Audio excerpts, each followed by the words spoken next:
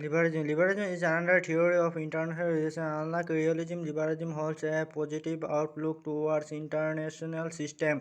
According to liberalism, since human beings are good in nature and peace-loving, therefore the states also behave in the same way.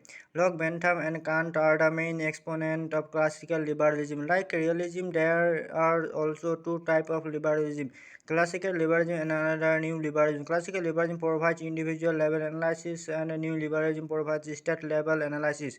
New liberalism explains why there exists peace amongst the states. The argument of new liberalism can be divided into four categories.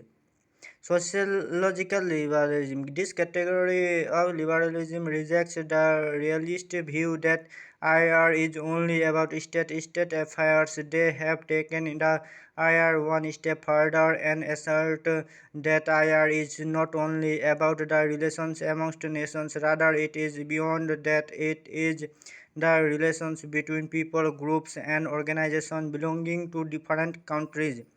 Transitional relations are considered by sociological liberals to be an increasingly important aspect of IR. It helps in maintain peace amongst the countries. Interdependence liberalism. The process of globalization has increased the interdependence amongst the countries, which indirectly increases and developing and depending the interconnectedness amongst the countries. They argue that a high division of labor in international economic increases interdependence amongst the state and that discourages and reduces the chances of violent conflict between the states.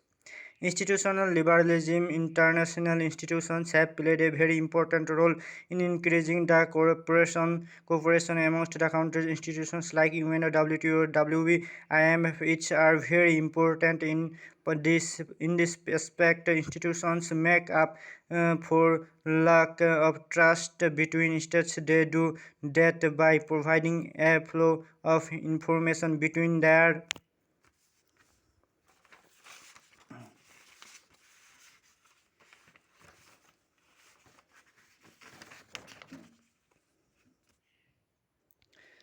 member states. It thus helps to reduce member states' fear of each other. In addition, they provide a forum for negotiations between the states. Republican liberalism. The main argument of this theory is that liberal democracies are more peaceful and law-abiding than any other political systems. Democratic countries never resort to war with other democratic countries. Interestingly, this is the same philosophy praised by the democratic peace theory, which was propounded by Michael Doyle. Three agreements are there. The political culture of the democratic countries is that peaceful method of conflict resolution. Democracies hold common moral values which lead to the formation of Pacific Union. Peace between democracies is strengthened through economic cooperation and interdependence. Criticism.